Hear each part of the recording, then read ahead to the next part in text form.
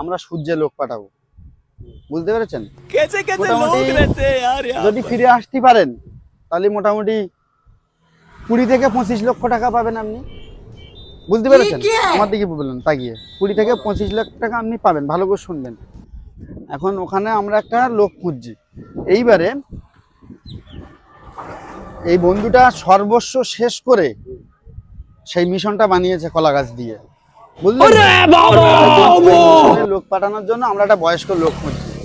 এখন আপনি যদি একটু রাজি হতেন তাহলে আমরা লোকটাও পাঠাতে পারতাম, আপনিও কিছু টাকাও পেতেন, আর এই ছেলেটা সংসারটা একটু বেঁচে যেত।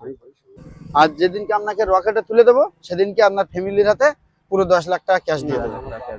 আরে কাকু শুনুন না, সূর্যের কাকু শুনুন না।